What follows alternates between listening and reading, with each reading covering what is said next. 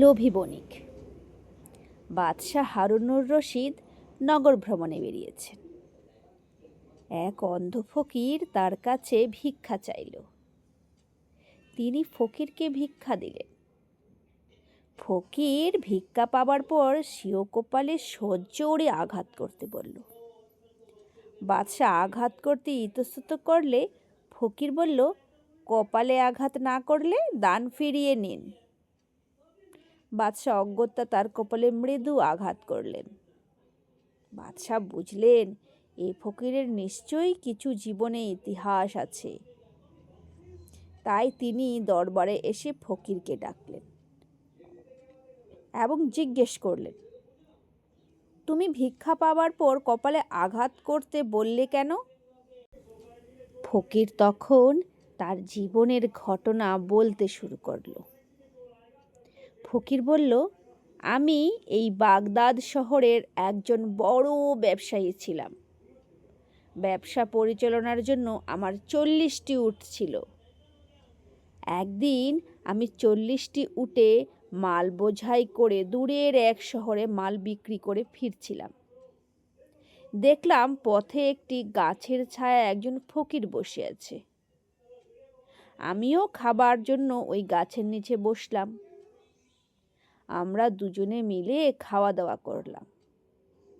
ফকিরের সাথে আমার কিছুটা হৃদয়তার সৃষ্টি হলো। ফকির বলল, সামনের ওই পাহাড়ের অভ্যন্তরে প্রচুর গুপ্তধন রয়েছে।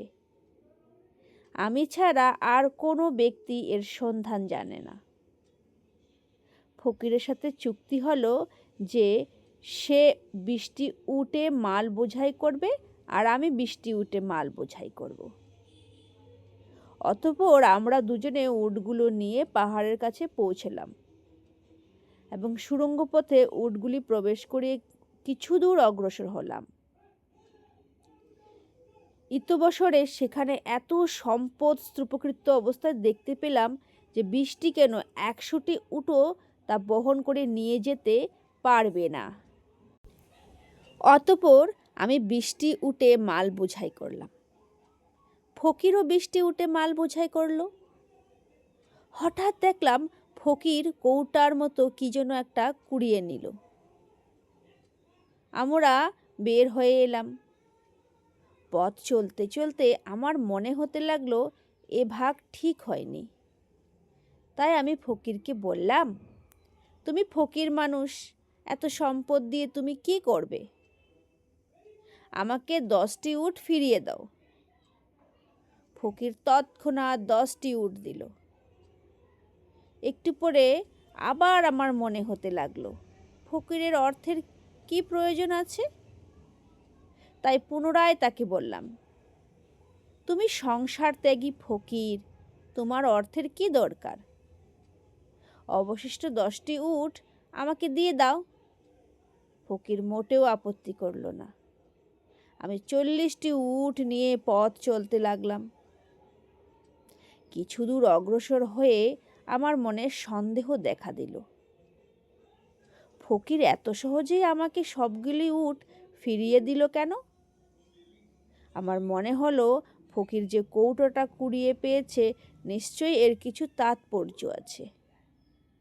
আমি ওই কৌটার বিষয়ে জানতে ফকির নিকটে ফিরে আসলাম এবং এ বিষয়ে তাকে জিজ্ঞেস করলাম। ফকির বলল, এই কৌটায় এক প্রকার মলম আছে,